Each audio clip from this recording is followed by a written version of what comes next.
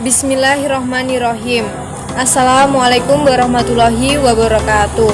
Perkenalkan, nama saya Sela Septiana, NIM 190231100163. Di sini saya akan menjelaskan tentang filosofi, basic value, dan instrumen value pada ekonomi Islam dan ekonomi kapitalis.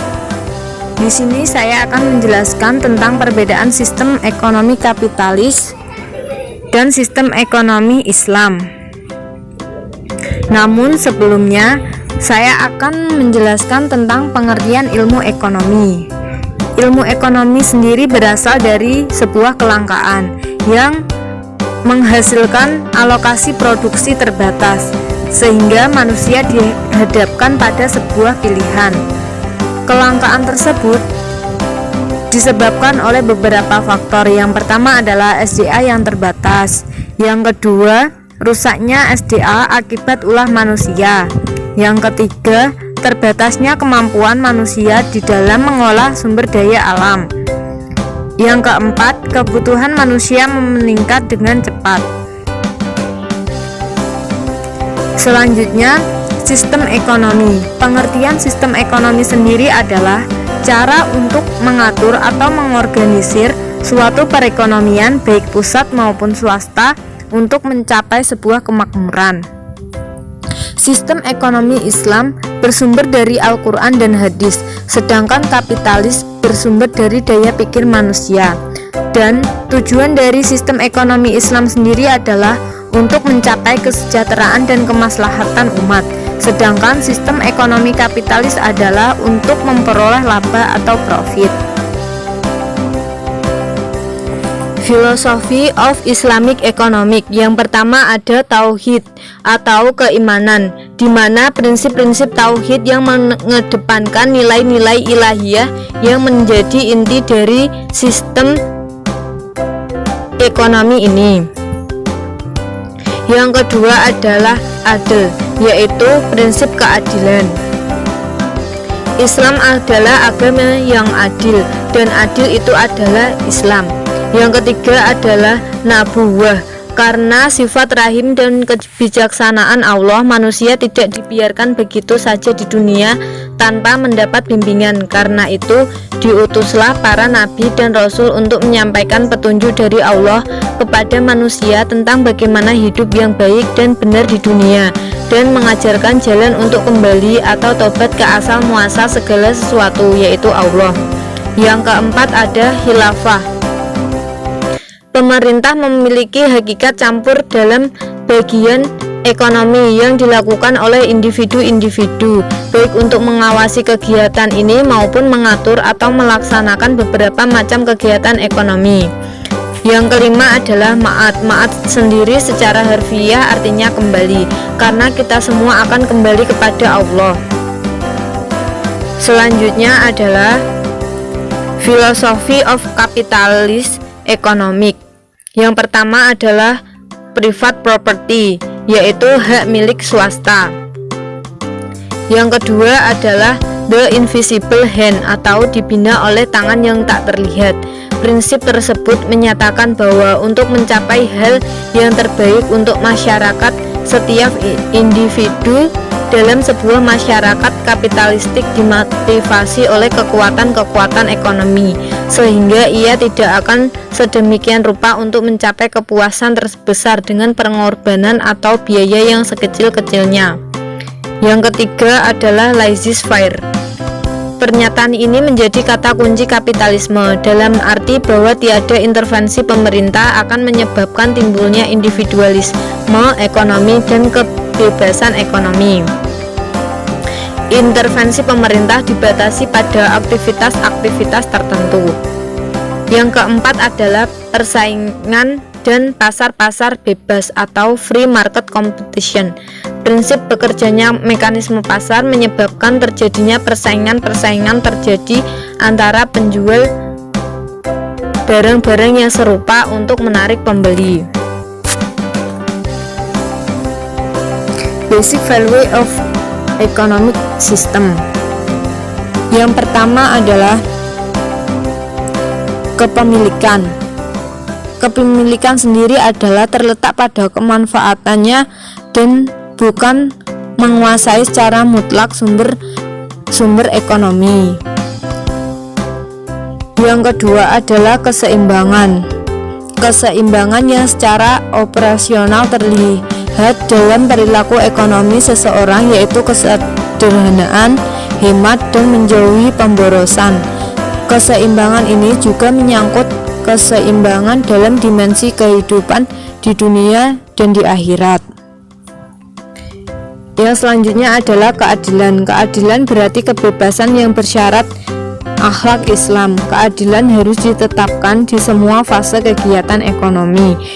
Dan keadilan berarti kebijaksanaan mengalokasikan jumlah hasil tertentu dari kegiatan ekonomi bagi mereka yang tidak mampu memasuki pasar atau sanggup membelinya menurut kekuatan pasar, yaitu kebijaksanaan melakukan zakat, infak, dan sedekah. Instrumen value of economic system di dalam Islam. Yang pertama adalah zakat. Zakat sendiri adalah kewajiban finansial dari harta kekayaan menurut kebutuhan Islam. Yang kedua adalah pelarangan riba. Dalam Islam pada hakikatnya berarti penolakan terhadap resiko finansial tambahan yang ditetapkan dalam transaksi uang atau modal maupun jual beli yang dibebankan kepada satu pihak saja, sedangkan pihak lainnya dijamin keuntungannya. Yang ketiga, kerjasama ekonomi adalah suatu kegiatan dalam rangka mengganti bunga. Ekonomi Islam memberikan insentif mobilitas sumber daya ke dalam usaha produktif yang diperbolehkan melalui partisipasi dan perluasan kerjasama antar agen dan proyek ekonomi. Yang keempat, jaminan sosial, yaitu instrumen ini dapat membuat manusia senantiasa dekat dengan Allah dan dapat membuat mereka bersih dan berkembang, menghilangkan sifat tamak dan mementingkan diri sendiri dan hambatan terhadap stabilitas dan pertumbuhan sosial ekonomi. Yang kelima adalah peranan negara. Peranan negara yang diperlukan dalam aspek hukum, perencanaan, dan pengawasan alokasi atau distribusi sumber daya dan dana, pemerataan pendapatan dan kekayaan, serta pertumbuhan dan stabilitas ekonomi. Selanjutnya, instrumen di dalam kapitalis. Yang pertama ada persaingan sempurna, dan yang kedua kebebasan keluar masuk pasar tanpa restriksi, dan yang ketiga ada informasi dan bentuk pasar yang otomistik monopolistik. Produksi sendiri merupakan kegiatan mengubah input menjadi output. Input sendiri termasuk di dalamnya adalah faktor-faktor produksi, yaitu tanah, modal, tenaga kerja, dan modal. Produksi di dalam Islam bukan hanya semata-mata untuk mencapai laba, yaitu untuk mencapai maslahah, yang maslahah tersebut berasal dari kebutuhan material dan spiritual. Di dalam Islam mencari keuntungan diperbolehkan, asal bukan keuntungan yang eksploratif, dalam arti mengambil keuntungan secara besar-besarnya. Selanjutnya, dalam menghitung maslahah ada M sama dengan P plus B, yang artinya maslahah sama dengan keuntungan ditambah berkah.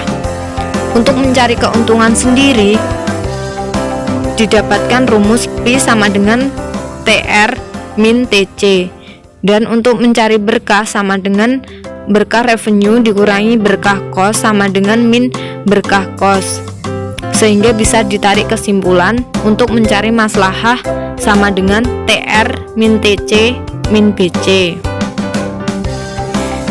Adanya biaya untuk mencari berkah atau berkah cost tentu saja akan membawa implikasi terhadap harga barang dan jasa yang dihasilkan produsen.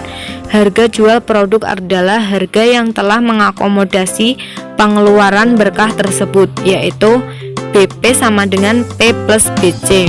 Maka rumusan maslahah akan berubah menjadi M sama dengan BTR min TC min BC.